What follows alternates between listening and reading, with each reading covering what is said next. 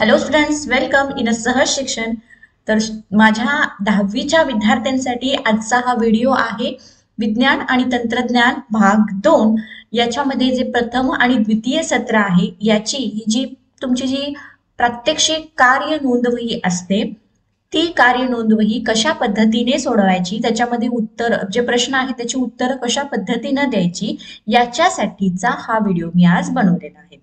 तर हा व्हिडिओ तुम्ही एंडपर्यंत बघा. तर बघा, तुमची जी प्रयोगवही आपण थोडक्यात म्हणूयात त्या प्रयोगवहीचा ही आहे अनुक्रमणिका. तर याच्यामध्ये जवळजवळ बघा या ठिकाणी 12 प्रयोग दिसत आहेत. तर हे प्रयोग कशा पद्धतीने आहेत, त्याची उत्तरं काय काय आहेत हे आपण सगळं अगदी व्यवस्थित डिटेल्समध्ये या व्हिडिओमध्ये बघणार आहे. तर तुम्ही चॅनलला अजूनही जर सबस्क्राईब केले नसेल तर पटकन चॅनलला सबस्क्राईब करून घ्या. आणि हो, विज्ञान आणि तंत्रज्ञान भाग 1 याची सुद्धा जी प्रयोगवही आहे याच्यावरचा सुद्धा व्हिडिओ मी ऑलरेडी अपलोड केलेला आहे, तो सुद्धा तुम्ही बघू शकता. तर यामधील प्रात्यक्षिक क्रमांक 1 आहे, म्हणजेच प्रयोग 1 आहे आणि याचा उद्देश वाचून घेणार आहोत आपण. गुणसूत्री विभाजन व अर्ध गुणसूत्री विभाजन याचा अभ्यास करणे. तर विद्यार्थ्यांनो, या पाठावरचा जो व्हिडिओ मी बनवलेला आहे हा अगदी मस्त आणि तुमच्या पटकन सगळ्या कन्सेप्ट लक्षात राहतील अशा प्रकारचा हा मी धडा शिकवलेला आहे. तुम्ही बघितला नसेल तर तो पटकन बघून घ्यायचा आहे. ठीक आहे, चला तर उद्देश आपण वाचून घेतलेला आहे. साहित्य कृती हे सगळं या ठिकाणी दिलेलं आहे. आता बघूयात आकृती. तर आकृतीमध्ये बघा, गुणसूत्री विभाजनातील पायऱ्यांच्या ह्या ज्या अवस्था आहेत या अवस्था दिलेल्या आहेत. तर एक द्विगुणित पेशी याच्यामध्ये 46 गुणसूत्र असतात. तर त्या अवस्था कोणत्या कोणत्या आहेत? पूर्वावस्था, त्यानंतर या ठिकाणी गुणद्रव्य, तर इथे सुद्धा तुम्ही मध्यावस्था असं नाव द्यायचं आहे. त्यानंतर इथे आहे पश्चावस्था आणि शेवटची जी अवस्था आहे तिला आपण अंत्यावस्था असं म्हणतो. तर या एक द्विगुणित पेशीचे नंतर 2 द्विगुणित पेशीमध्ये रूपांतर होते. त्यानंतर पुढचं आहे अर्धगुणसूत्री विभाजनातील पायऱ्या. तर ही डायग्राम जी आहे ही तुमच्या ऑलरेडी ओळखीची आहे. आता या ठिकाणी फक्त आपण नावं भरणार आहोत. इथे असते ही मध्यावस्था, इथे आहे पश्चावस्था आणि या ठिकाणी तुम्ही नाव द्यायचं आहे अंत्यावस्था. आता निरीक्षणामध्ये बघा, गुणसूत्री विभाजन आणि अर्धगुणसूत्री विभाजन या प्रक्रियांमधील महत्वाचे फरक. तर तुम्ही वरच्या 2 डायग्राम अगदी व्यवस्थित बघितल्या असेल तर याचं उत्तर आता पटकन लिहिता येणार आहे. ठीक आहे, तर हा जो भाग आहे इकडचा हा भाग असणार आहे गुणसूत्री विभाजन, तर इकडे आपण अर्धगुणसूत्री विभाजन. तर बघा फरक कसा दिलेला आहे. पहिला एका टप्प्यात पूर्ण होते, म्हणजे हे जे विभाजन आहे हे एका टप्प्यात पूर्ण होते आणि अर्धगुणसूत्री विभाजन 2 टप्प्यात पूर्ण होते. आणि आता दुसरा पॉइंट बघा, प्रत्येक गुणसूत्रापासून 2 अर्धगुणसूत्र वेगळी होतात आणि इथे सजातीय गुणसूत्रे 2 संचामध्ये विभागली जातात. तिसरा पॉइंट, जनुकीय विचरण होत नाही. आता जनुकीय विचरण हा पॉइंट सुद्धा अगदी व्यवस्थित या व्हिडिओचा किंवा चॅप्टरचा जो व्हिडिओ केलेला आहे त्याच्यामध्ये मी सांगितलेला आहे. त्यानंतर याच्यामध्ये जनुकीय विचरण होते. आणि 4th पॉइंट काय दिलेला आहे, एका पेशीपासून 2 द्विगुणित पेशी निर्माण होतात. तर याच्यामध्ये एका पेशीपासून 4 एकगुणित पेशी तयार होतात. तर हा आपण फरक लिहिला. पुढे बघा, गुणसूत्री विभाजनामुळे पेशीतील गुणसूत्रांची संख्या तेवढीच राहते, म्हणजेच हे विभाजन या ठिकाणी कायिक पेशीत घडते. आणि नेक्स्ट पुढचं दुसरं आहे, अर्धगुणसूत्री विभाजनामुळे पेशीतील गुणसूत्रांची संख्या निम्मी म्हणजेच अर्धी होते. त्यामुळे हे विभाजन कसं आहे, जनन पेशीमध्ये घडते.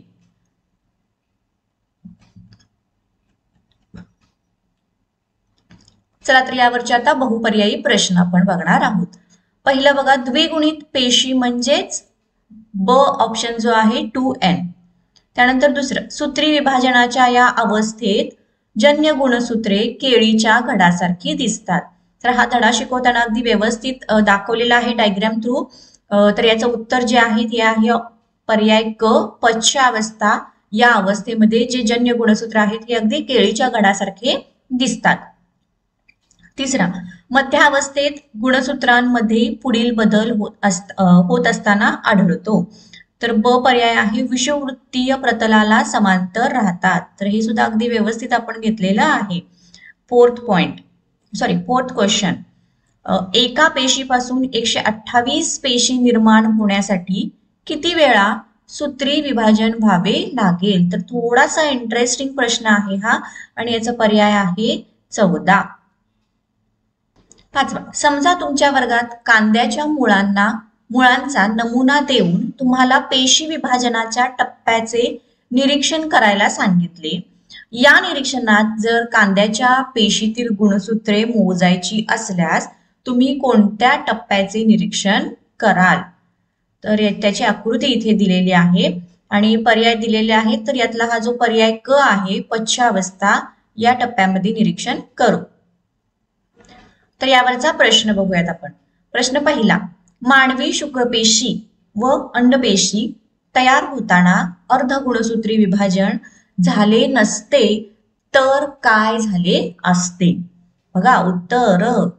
मानवी शुक्रपेशी व अंडपेशी तयार झाल्या नसत्या आणि युग्मक निर्मिती, फलन हे सुद्धा झाले नसते. तर युग्मक निर्मिती, फलन हे पुढच्या चॅप्टरमध्ये आपण अगदी व्यवस्थित बघितलेलं आहे. पण जर यांचे विभाजन झाले नसते तर युग्मक निर्मिती आणि फलन झाले नसते.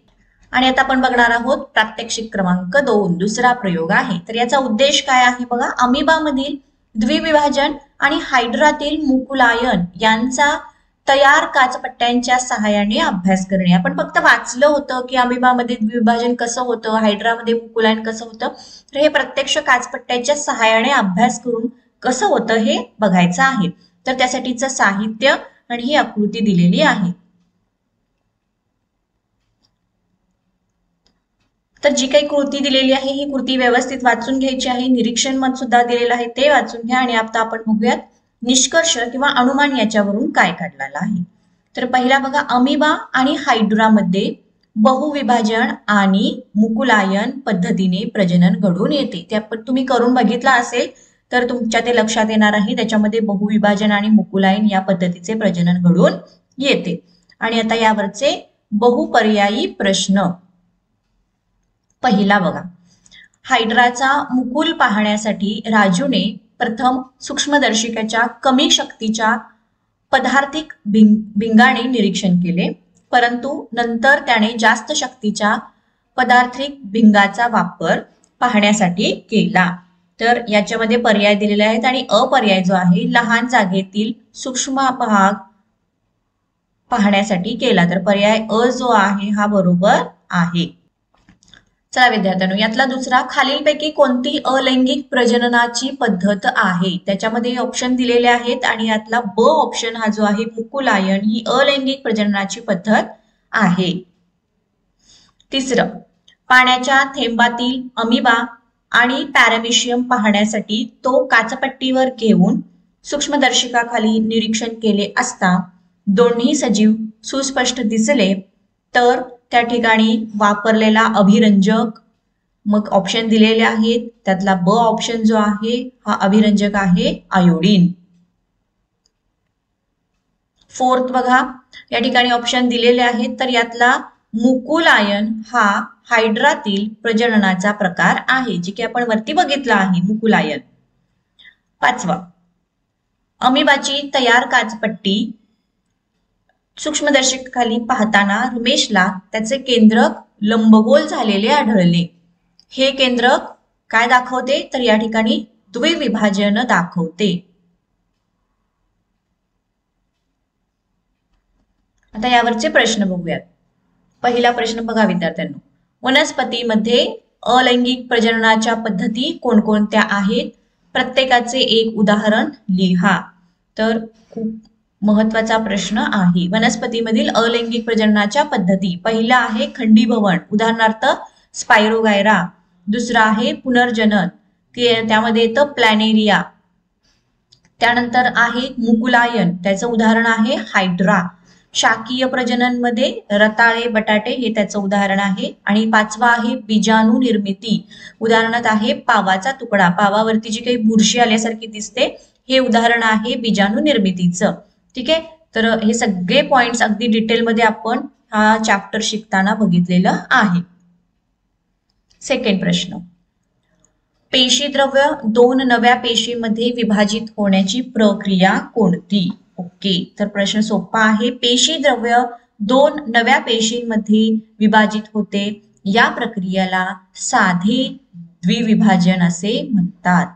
इथे मी हायलाइट करते, साधे द्विविभाजन म्हणतात. तिसरा प्रश्न, प्रतिकूल परिस्थितीमध्ये तग धरण्यासाठी अमिबामध्ये काय बदल होतात?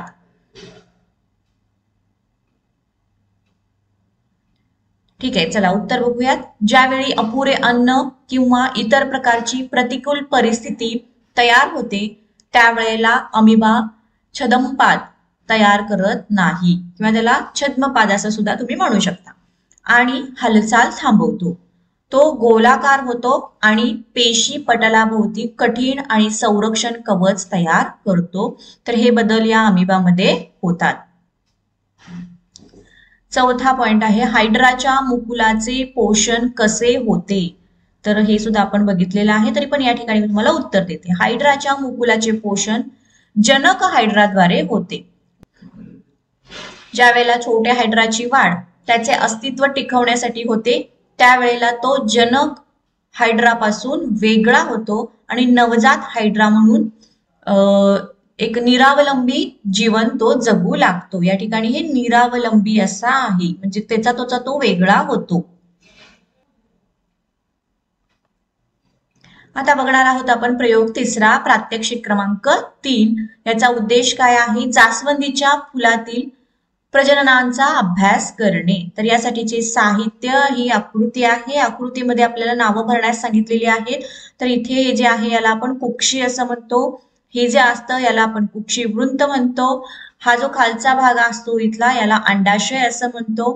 त्यानंतर हे आहे दलपुंज, आणि हे आतल्या बाजूला जे हिरवट कलरचं असतं याला निदलपुंज असं म्हणतो. तर ही नावं तुम्ही लिहून घ्यायची आहेत. तर ही त्याच्यासाठीची कृती आणि निरीक्षण काय असणार आहे बघा. तर मंडलांची नावं या ठिकाणी दिलेली आहेत. घटकांची संख्या, स्वरूप आणि कार्य. तर हा तक्ता आपल्याला पूर्ण करायचा आहे. ठीक आहे, बघा. निदलपुंज, तर घटकांची संख्या किती असतात? 5 असतात. स्वरूप, त्याचा कलर कसला असतो? हिरवा असतो. आणि याचं कार्य काय असतं? तर मंडलाचे संरक्षण करणे. आतल्या बाजूचं जे काही आहे याला प्रोटेक्शन देण्याचं काम निदलपुंज करत असतात. त्यानंतर दलपुंज, तर दलपुंजांची संख्या सुद्धा 5 असते. तर त्याचा आतला कलर कसला असतो? लाल रंगाचा असतो. तर ते सुद्धा काय करतं? मंडलाचे संरक्षण करण्याचं काम करतो. तर हे दोघं जण महत्वाचे आहे जे की प्रोटेक्शन देतात. आता यामध्ये पुमंग, तर पुमंगामध्ये असंख्य असे पुकेसर असतात. तर त्याचे स्वरूप आहे परागकोश. या परागकोश मध्ये हे पुकेसर असतात आणि त्याचं काय काम असतं? तर परागकण तयार करणे.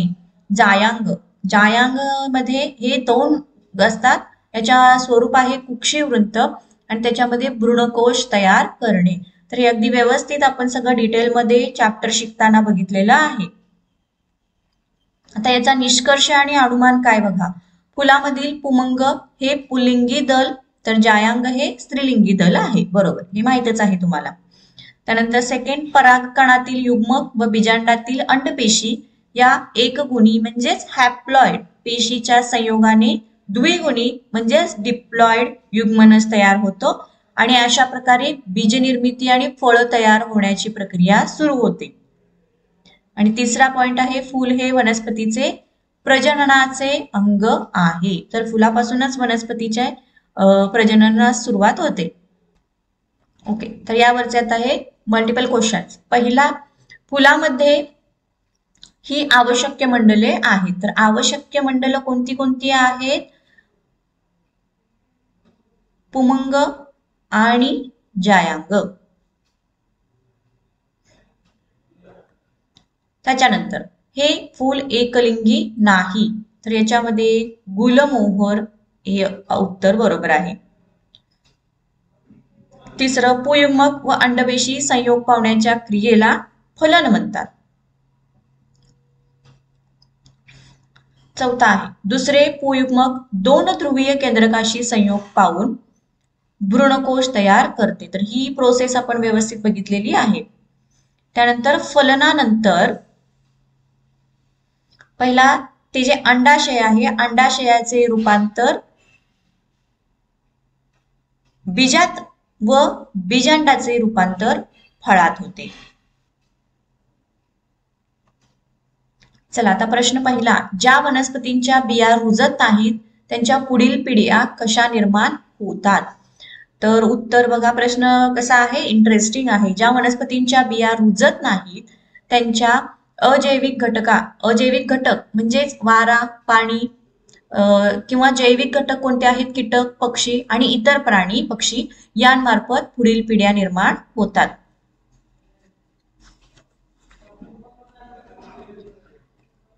दुसरा प्रश्न, वनस्पतीमध्ये शाकीय प्रजननाच्या कृत्रिम पद्धती कोणकोणत्या आहेत?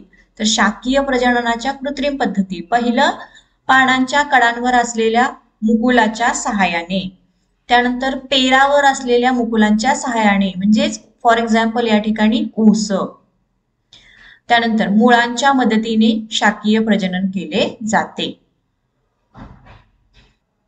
आता प्रश्न तिसरा, जास्वंदीच्या फुलामध्ये पुमंग आणि जायांग हे दोन्ही असूनही फळाची निर्मिती का होत नाही? ठीक आहे, चला. पुमंग हे पुल्लिंगी दल आहे, त्याच्या घटक दलांना पुकेसर म्हणतात. आणि जायांग हे स्त्रीलिंगी दल आहे, त्याच्या घटक दलांना स्त्रीकेसर असे म्हणतात.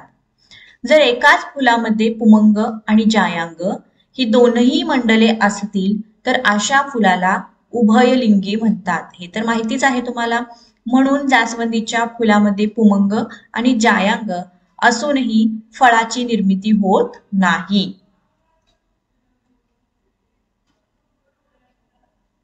चौथा, कोणत्याही फुलातील पुमंग व जायांग परिपक्व होण्याचा काळ निरनिराळा का असतो? तर हा सुद्धा प्रश्न विद्यार्थ्यांना इंटरेस्टिंगच आहे. चला उत्तर बघूया त्याचं. कोणत्याही फुलातील पुमंग हे पुकेसर असणे व जायांग हे स्त्रीकेसर असते, म्हणून त्यांचा परिपक्व होण्याचा काळ हा निरनिराळा असतो. प्रत्येक फुलामध्ये पुमंग, पुकेसर, जायांग, स्त्रीकेसर हे काय असतं, वेगवेगळं असतं. त्यामुळे त्याचा जो परिपक्व होण्याचा काळ आहे हा सुद्धा वेगवेगळाच असतो. आता चौथा, प्रात्यक्षिक क्रमांक 4, उद्देश काय आहे? मानवी पुनरुत्पादन संस्थांचा अभ्यास करणे. तर हा धडा शिकताना अगदी व्यवस्थित सगळ्या डायग्राम आणि मला वाटते की त्याचे थोडेसे मी ॲनिमेशन सुद्धा त्या माझ्या व्हिडिओमध्ये दाखवलेले आहे, जेणेकरून तुम्हाला हा धडा अगदी व्यवस्थित समजावा यासाठी. चला तर याचं साहित्य तुम्ही वाचून घ्या. कृती काय आहे बघा, आकृती ही अशा प्रकारे दिलेली आहे.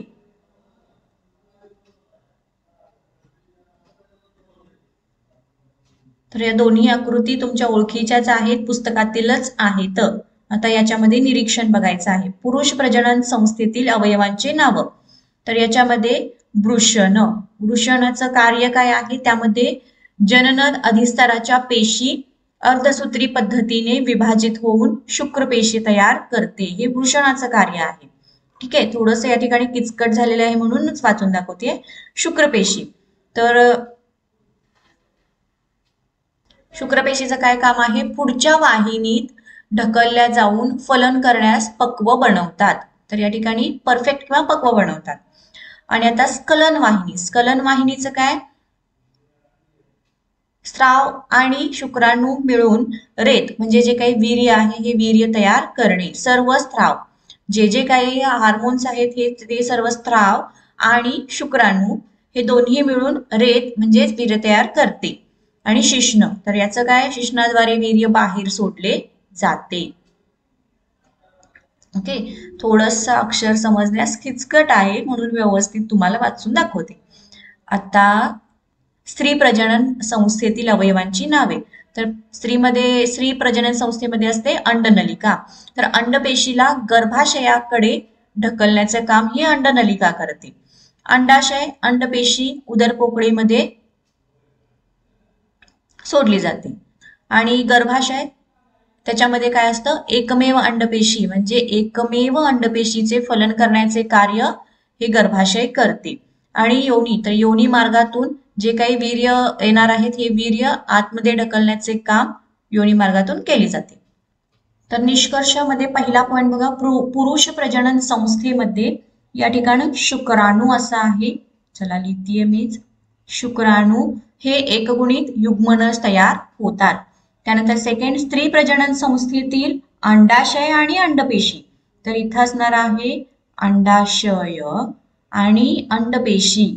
अंडपेशी हे एकगुणित युग्मनज तयार होतात.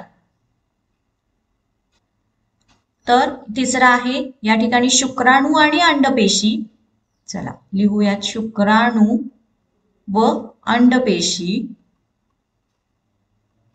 यांच्या संयोगाने द्विगुणित युग्मक बनतो व त्यापासून काही काळाने मानवी भ्रूण बनतो. आता त्यामधले बहुपर्यायी प्रश्न. प्रश्न पहिला, तर याच्यामध्ये आहे वृषण हे शुक्रपेशींची निर्मिती होते. त्यानंतर दुसरा, एका शुक्राणूची लांबी ही 60 मायक्रोमीटर असते.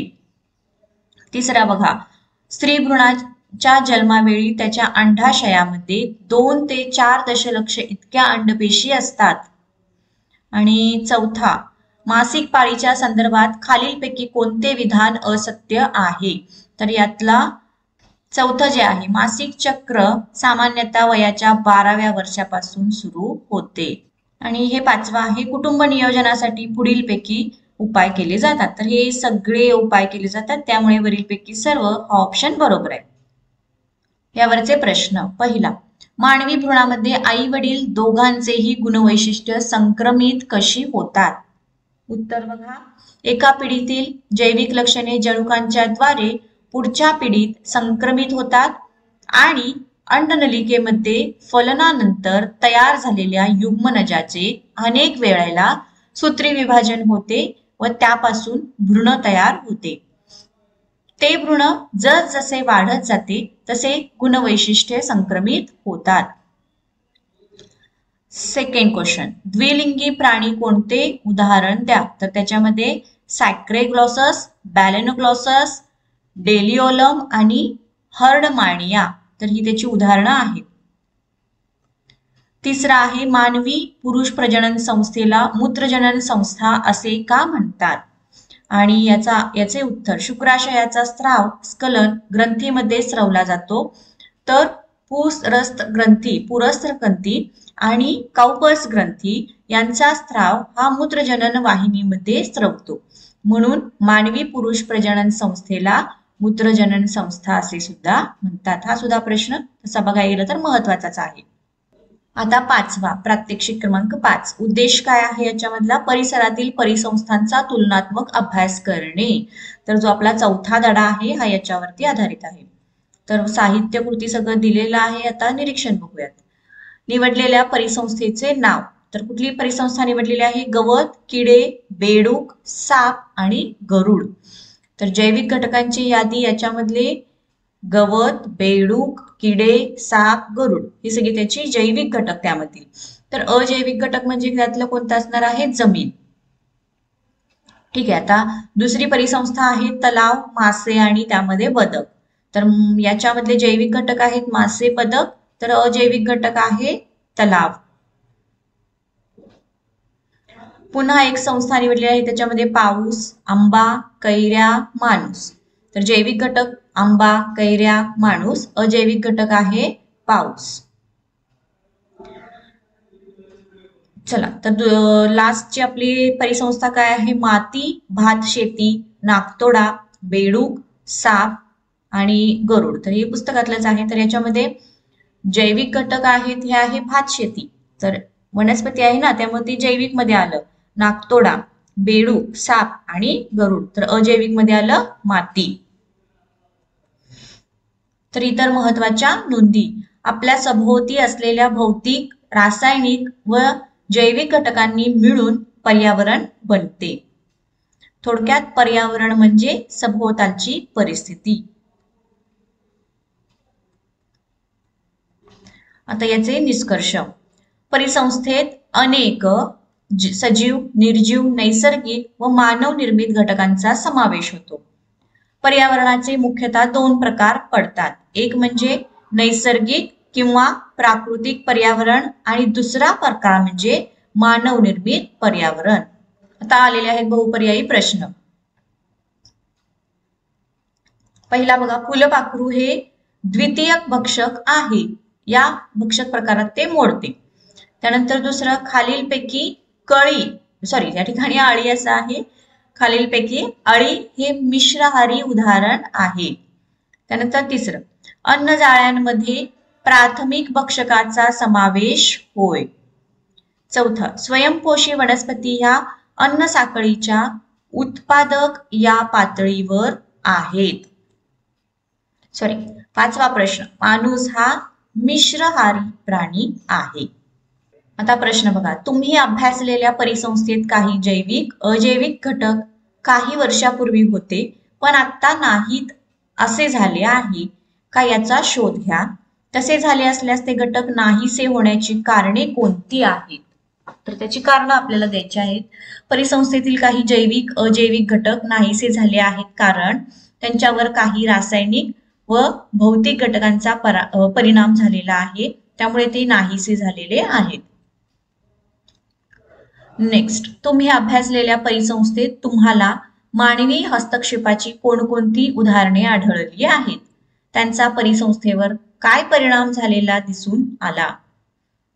तर मी अभ्यासलेल्या, असं उत्तर लिहायचं बघा, मी अभ्यासलेल्या परिसंस्थेत काही वेळा पिकांचे नुकसान म्हणून परिसंस्थेतील प्राण्यांना मारतात आणि मग ती परिसंस्था ढासळते व प्राणी अस्ताव्यस्त भटकतात किंवा भरकटतात. तिसरा बघा, ही जी आकृती दिलेली आहे ही तुमच्या पुस्तकातलीच आहे. तर खालील आकृतीचा परिसंस्थेची काय संबंध आहे? तर ही एक नैसर्गिक परिसंस्था आहे. यातला एक घटक जरी कमी पडला तरी परिसंस्था म्हणजेच त्या प्राण्याची अन्न साखळी ढासळते. ही आकृती परिसंस्थेशी एक संबंध दर्शवते. चला आता प्रात्यक्षिक क्रमांक 6 बघणार आहोत. उद्देश, गांडूळ, झुरळ या समपृष्ठरज्जू प्राण्यांची वैशिष्ट्य अभ्यासणे. तर 6वा धडा आलेला आहे, प्राण्यांची वैशिष्ट्ये. तर या ठिकाणी सगळी ही तुम्ही नावं व्यवस्थित लिहून घ्या. पंख, डोके, स्पृशा, उदर आणि पाद. त्यानंतर गांडूळाचं हे आहे गुदद्वार, वार असं आहे. त्यानंतर हे प्रमेखला आणि मुख. तर आता डायरेक्ट यावरचे आपण प्रश्न बघणार आहोत. बहुपर्यायी प्रश्न. गांडुळाची नामनिर्देशित नसलेली आकृती दिली असेल तर गांडुळाला विशिष्ट संघात घालण्यासाठी आकृतीत कोणते विशिष्ट वैशिष्ट्य दर्शविले पाहिजे? तर पर्याय ड, गुदद्वार. दुसरं, कोणते समान वैशिष्ट्य असल्यामुळे मधमाशी व झुरळ एकाच संघात आहेत? पर्याय क, युग्मित संधी उपांगे या वैशिष्ट्यामुळे. तिसरं, झुरळामध्ये खालीलपैकी कोणते वैशिष्ट्य नसते? तर पर्याय ड बघा, संधी उपांगे असलेल्या पायांच्या 3 जोड्या.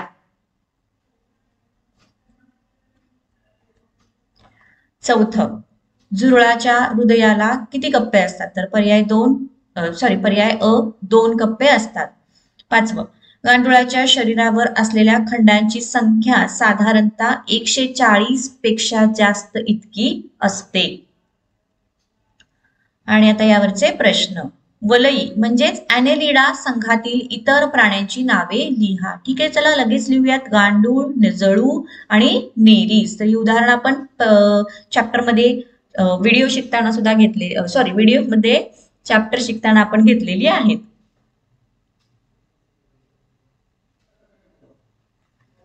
दुसरं, वलई संघातील प्राण्यांचे प्रचलनाचे अवयव कोणते आहेत? दृढरोम, परापात किंवा चुसक हे वलई संघातील प्राण्यांचे प्रचलनाचे अवयव आहेत. तिसरं, वलई संघातील प्राण्याचे प्रजनन दृष्ट्या वैशिष्ट्य कोणते आहे? तर हे प्राणी उभयलिंगी किंवा एकलिंगी असतात. आणि चौथं, संधिपाद प्राण्यांच्या शरीरावर कोणत्या प्रकारचे बाह्यावरण आढळते? उत्तर, संधिपाद प्राण्यांच्या शरीरावर कायटीन युक्त पदार्थाचे, या ठिकाणी आहे बघा, कायटीन युक्त पदार्थाचे बाह्यावरण आढळते. आणि आता 7वा उद्देश मासा, कबूतर या समपृष्ठ रज्जू प्राण्यांचे निरीक्षण करून आकृती काढणे व वैशिष्ट्ये अभ्यासणे. आकृती दिलेली आहे, नावं आपल्याला फक्त द्यायची आहेत त्या आकृत्यांना.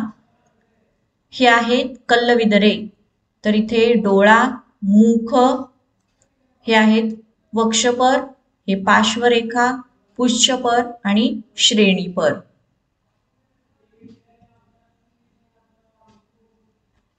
तर कबुतराचा सुद्धा दिलेला आहे चोच, त्यानंतर डोके, अंगुली खवले, हे आहेत पिसे आणि हे आहेत नखेयुक्त पाय. तर याच्यावरचे सुद्धा आपण डायरेक्ट बहुपर्यायी प्रश्न बघत आहोत. पहिला प्रश्न, मासा हा थंड रक्ताचा प्राणी आहे. दुसरं, कबुतराच्या हृदयाला 2 कप्पे असतात. त्यानंतर तिसरं, कोणत्या समान वैशिष्ट्यामुळे पक्षी व मासा एकाच संघात आहेत? तर ते आहे खवले. पक्ष्यांच्या अंगावर खवले असतात, त्याचप्रमाणे माशांच्या अंगावर सुद्धा खवले असतात. तर चौथं, मासा व कबूतर यांना त्यांच्या पुच्छपराचा उपयोग दोन्ही आहेत बघा. एक तर त्यांचा वेग वाढवण्यासाठी आणि दिशा बदलण्यासाठी सुद्धा होतो. माशामध्ये त्याचा उपयोग दिशा बदलण्यासाठी होतो. त्यानंतर आहे 5वं, पक्ष्यांमध्ये पुढील पायांचे रूपांतर पंखामध्ये झालेले असते. आता प्रश्न पहिला, पाण्यावर तरंगणे व खोल पाण्यात जाणे दोन्ही क्रिया सुलभ होण्यासाठी माशांच्या शरीरात झालेले अनुकूलन स्पष्ट करा. उत्तर, पाण्यावर तरंगणे व खोल पाण्यात जाणे दोन्ही क्रिया सुलभ होण्यासाठी माशांच्या शरीरात युग्मित आणि अयुग्मित पर असतात. विद्यार्थ्यांनो, सेकंड क्वेश्चन बघायचा आहे. एखादा प्राणी हा शीतरक्ती आहे की उष्णरक्ती हे कशावरून ठरते? तर उत्तर, शीतरक्ती प्राणी समुद्रात किंवा गोड्या पाण्यात आढळतात आणि उष्णरक्ती प्राणी ही जमिनीवर आढळतात व ते त्यांच्या शरीराचे तापमान स्थिर राखू शकतात. तिसरा प्रश्न बघा, हवाई अधिवासाशी म्हणजे हवेत, ठीक आहे, हवाई अधिवासाशी आणि अनुकूलित होण्यासाठी पक्ष्यांच्या शरीरात कोणते बदल झालेले असतात? तर हवाई म्हणजे हवेमध्ये मिसळून किंवा त्या वातावरणामध्ये अनुकूलित राहण्यासाठी, हवाई अधिवासाशी अनुकूलित होण्यासाठी कशेरू स्तंभयुक्त प्राणी अंगुली खवल्यांनी आच्छादित असून त्यांना नखे असतात. चला, आता 8वा प्रयोग आलेला आहे. ऍसेटिक ऍसिडच्या म्हणजेच इथेनाइक ऍसिडच्या भौतिक आणि रासायनिक गुणधर्माचा अभ्यास करणे. तर या ठिकाणी 7वा धडा आलेला आहे तुमचा.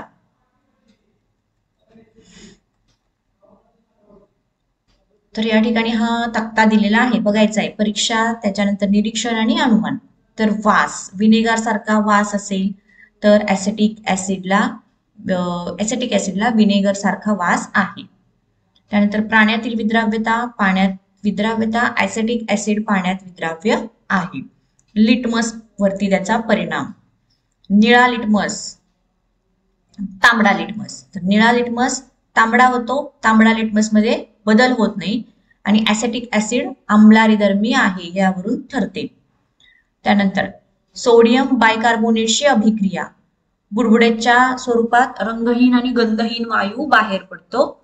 ऍसेटिक ऍसिडची सोडियम कार्बोनेट बरोबर अभिक्रिया होऊन कार्बन डायऑक्साइड वायू मुक्त होतो. त्याचबरोबर दुसरं ब बघा, चुन्याच्या निवळीतून तयार होणारा वायू जाऊ द्या. तर चुन्याची निवळी प्रथम दुधाळ बनते, परंतु जास्त वेळ जाऊ दिल्यास ती रंगहीन बनते. तर त्याचे सुद्धा निरीक्षण हेच आहे. ऍसेटिक ऍसिडला विनेगर सारखा वास आहे. ऍसेटिक ऍसिड पाण्यात विद्राव्य आहे, हे त्याच्यावरून आपण अनुमान लिहितो आहोत. ऍसेटिक ऍसिड आम्लारीधर्मी आहे आणि ऍसेटिक ऍसिडची सोडियम कार्बोनेट बरोबर अभिक्रिया होऊन कार्बन डायऑक्साइड वायू मुक्त होतो. आता याच्यावरचे मल्टिपल क्वेश्चन. पहिला, लोणच्यामध्ये परिरक्षक म्हणून वापरण्यात येणारे विनेगर हे ऍसिटिक आम्लाचे 25 ते 30% जलीय द्रावण असते. त्यानंतर सेकंड, 4 अंश सेल्सिअस तापमानाला ऍसिटिक आम्ल गोठून बर्फासारखे दिसते. तिसरं आहे ऍसिडिक आम्ल कोणत्या रंगाचे असते तर ते रंगहीन. इथेनाइक आम्लामध्ये अल्डिहाइड हा क्रियात्मक घटक असतो. आणि ब आणि क या 3 परीक्षा नळ्यांमध्ये प्रत्येकी 2 मिली इथेनाइक आम्ल घेतले. त्यामध्ये अनुक्रमे 2 मिली, 4 मिली आणि 8 मिली पाणी मिसळले तर कोणत्या परीक्षा नळीमध्ये नितळ द्रावण मिळेल तर पर्याय ड सर्व परीक्षा नळ्यांमध्ये. प्रश्न पहिला, फळांचे रस, ऊसाची मळी यांपासून इथेनॉल मिळवण्यासाठी कोणत्या सूक्ष्मजीवांची मदत घेतली जाते इथेनॉल मिळवण्यासाठी तर फळांचे रस, ऊसाची मळी यांच्यापासून इथेनॉल मिळवण्यासाठी सॅक्रोमायसेस सेरेविसी या सूक्ष्मजीवाची मदत घेतली जाते. आपला 7वा धडा आहे ओळख सूक्ष्मजीवशास्त्राची. हा सुद्धा अगदी व्यवस्थित आपण धडा बघितलेला आहे. दुसरा प्रश्न, इथेनॉलचे सूक्ष्मजैविक किण्वन करून कोणते मुख्य उत्पादन मिळवतात तर त्याचे किण्वन करून अल्कोहोल हे मुख्य उत्पादन मिळवले जाते. विविध कार्बनी पदार्थांचे सूक्ष्मजैविक किण्वन करून मिळवली जाणारी पेय, रसायन यांची उदाहरणे द्या. तर त्याच्यामध्ये मिळवली जाणारी पेय कोणती आहेत? कॉफी आहे, कोको, वाईन आणि सिडार. दैनंदिन वापरातील विविध पदार्थांचे भौतिक आणि रासायनिक गुणधर्म अभ्यासणे गरजेचे का आहे तर रासायनिक व विविध पदार्थांपासून कुठलाही धोका या ठिकाणी हे खोडलेलेच आहे. विविध पदार्थांपासून कुठलाही धोका निर्माण होऊ नये किंवा कोणतीही हानी होऊ नये म्हणून दैनंदिन वापरातील विविध पदार्थांचे भौतिक आणि रासायनिक गुणधर्म अभ्यासणे गरजेचे आहे. आता आलेला आहे 9वा प्रयोग, औद्योगिक दृष्ट्या उपयुक्त सूक्ष्मजीवांच्या वैशिष्ट्यांचा अभ्यास करणे. तर त्याच्यामध्ये सगळे इथं आता ते जो लागणारे सूक्ष्मजीव तर दिलेलेच आहेत. तर इथं त्यांची आकृती दिलेली आहे कशा प्रकारचे ते सूक्ष्मजीव आहेत. निरीक्षण मध्ये सूक्ष्मजीवाचे नाव लॅक्टोबॅसिलस ऍसिडोफिलस. तर हा प्रकार आहे लॅक्टिक आम्ल आणि वैशिष्ट्य आहे मळी व कॉर्नस्टीप लिकर. त्यानंतर ऍस्पेर्जिलस ओरायझी. तर हा आहे सायट्रिक आम्ल, ऊसाची मळी व क्षार.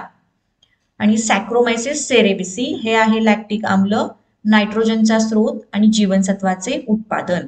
आता या ठिकाणी सूक्ष्मजीवांचे औद्योगिक उपयोग. तर या सूक्ष्मजीवांचे उपयोग पुढील प्रमाणे: मोनोसिडियम ग्लुटोमेट उत्पादन, पेय, गोळ्या, चॉकलेट उत्पादन, कॅल्शियम व लोह कमतरता भरून काढणाऱ्या क्षारांचे उत्पादन आणि नायट्रोजन स्त्रोत जीवनसत्वाचे उत्पादन.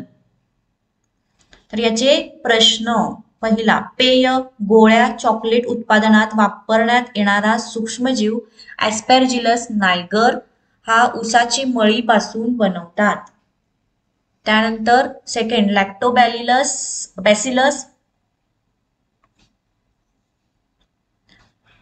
लॅक्टोबॅसिलस डेल्ब्रुकीच्या सूक्ष्मजैविक क्रियेने लॅक्टिक आम्ल हे अमिनो आम्ल मिळते. त्यानंतर तिसरा, खालीलपैकी कोणत्या उद्योगात सूक्ष्मजैविक विकरे वापरली जात नाही तर ते आहे काच उद्योगामध्ये.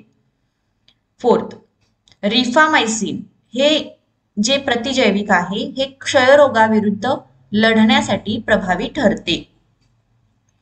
आणि सिडार, सफरचंदाच्या रसाचे किण्वन करून सिडार हे पेय मिळवतात. चला आता याच्यावरचे प्रश्न बघूयात. तर काही वर्षापूर्वी चीज हा शाकाहारी पदार्थ मानला जात नव्हता. याचे कारण काय? कारण बघा, जनावरांच्या अन्नमार्गातून मिळवलेला रेनेट हा विकर तो त्यांच्या अन्ननलिका मार्गातून मिळवला जात होता आणि तो वापरण्यात येत असे म्हणून काही वर्षापूर्वी चीज हा शाकाहारी पदार्थ मानला जात नव्हता.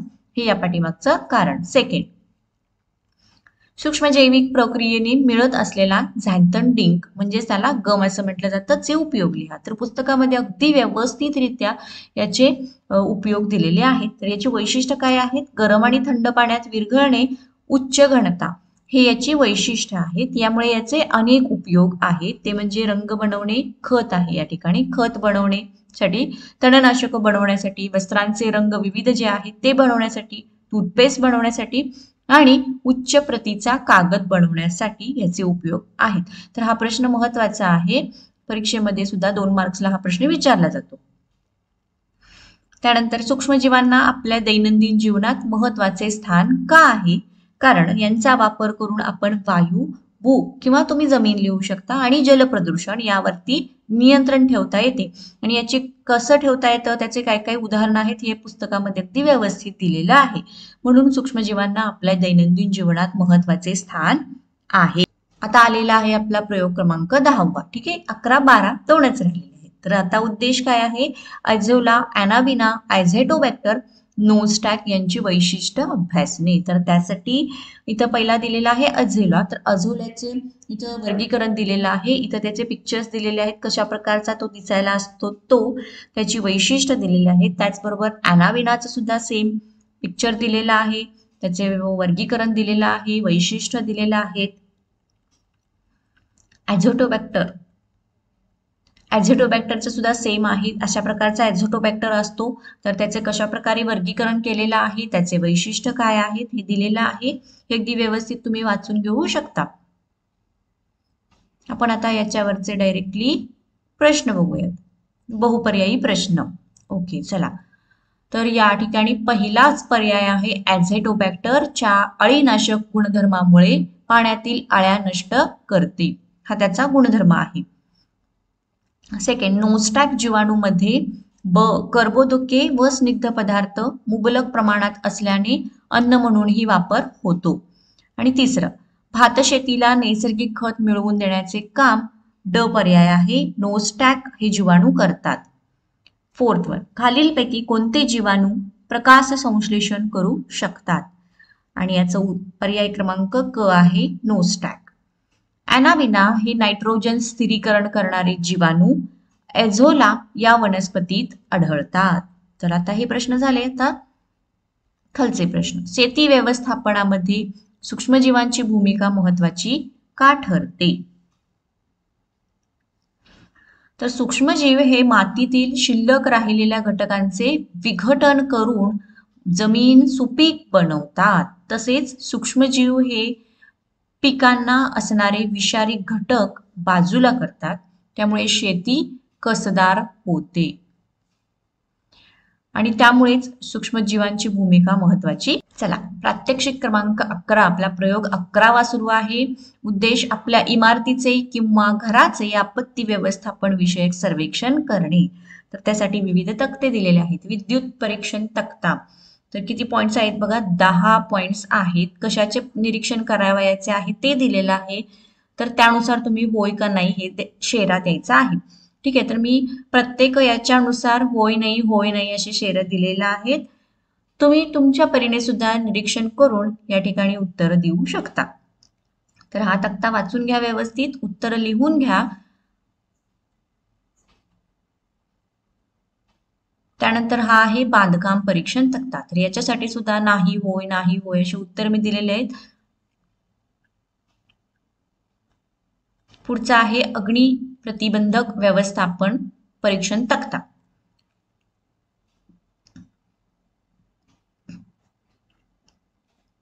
तर याच्यामधले सुद्धा प्रश्न वाचून घ्या व्यवस्थित. तुमच्या परीक्षण किंवा तुम्ही निरीक्षण करत असताना याच्यामध्ये तुम्हाला काही आढळत असेल तर ते सुद्धा लिहायचं आहे.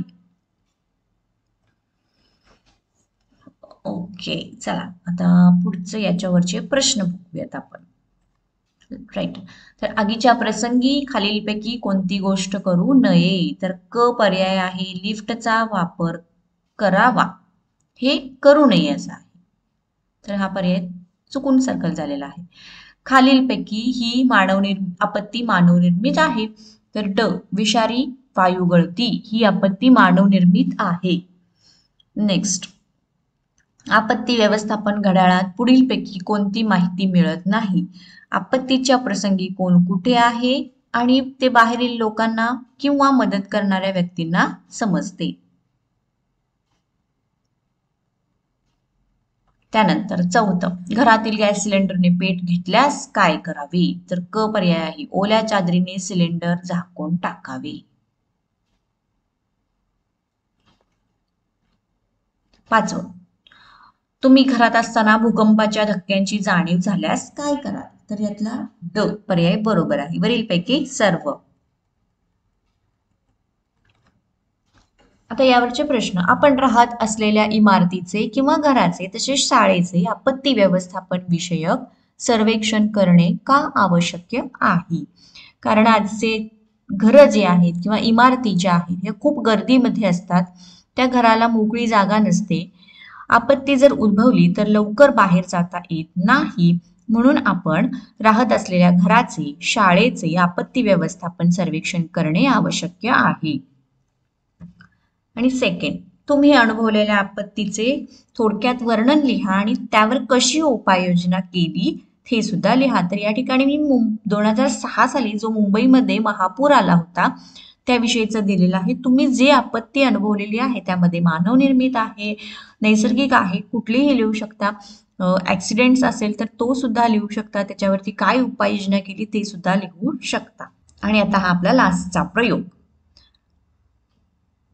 प्रात्यक्षिक क्रमांक 12. श्वसन प्रक्रियेत कार्बन डायऑक्साईड वायू बाहेर टाकला जातो हे प्रयोगाने दाखवणे.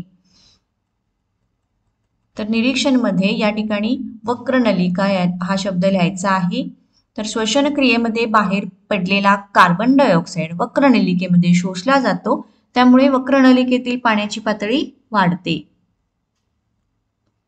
नेक्स्ट आहे ते आहे निष्कर्ष. वनस्पतीमधील श्वसन क्रियेमध्ये ऑक्सिजन वायू बाहेर पडतो. श्वसन क्रियेमध्ये बाहेर पडलेला कार्बन डायऑक्साईड वक्रनलिकेमध्ये शोषला जातो, त्यामुळे वक्रनलिकेतील पाण्याची पातळी वाढते. आणि वनस्पतीमधील हा सेकंड पॉइंट, वनस्पतीमधील श्वसन क्रियेमध्ये ऑक्सिजन वायू बाहेर पडतो. चला यावरचे आता हे प्रश्न. वनस्पतीच्या श्वसन क्रियेमध्ये कार्बन डायऑक्साईड वायू तयार होतो हे दाखविणाऱ्या प्रयोगाचे खालील पायऱ्या योग्य क्रमाने मांडा. तर त्यासाठी हा क पर्याय जो आहे 1, 3, 2, 4 हा पर्याय बरोबर आहे. कुजण्याची क्रिया ही उष्मादायी अभिक्रियेचा प्रकार आहे. त्याच्यानंतर तिसरा बघा, मोहनने चुन्याची निवळी तयार केली आणि पुढील महिन्यामध्ये ती श्वसन क्रियेमध्ये कार्बन डायऑक्साईड तयार होतो हे दाखवण्यासाठी वापरली. तर यातला ड पर्याय जो आहे हा बरोबर आहे. त्याचा पांढरा अवक्षेप तयार होत नाही आणि चुन्याची निवळी केव्हाही वापरता येते. चौथं, श्वसन क्रियेमध्ये बिया कार्बन डायऑक्साईड बाहेर टाकतात हे दाखवणाऱ्या प्रयोगाची रचना करण्यापूर्वी त्या बिया, ड पर्याय आहे, बीजांकुरण होईपर्यंत त्या ओलसर ठेवल्या पाहिजेत. पाचवा आहे, बीजांकुरणाच्या वेळी वनस्पतीच्या बिया शोषण करतात हा प्रयोग दाखविताना शंकुपात्रामध्ये पोटॅशियम हायड्रॉक्साईडची छोटी परीक्षा नळी का ठेवतात? कारण विद्यार्थ्यांनो, कार्बन डायऑक्साईड शोषून घेऊन शंकुपात्रामध्ये पोकळी निर्माण करायची असते, त्यासाठी ही छोटी परीक्षा नळी ठेवलेली असते. तर पर्याय ब बरोबर आहे.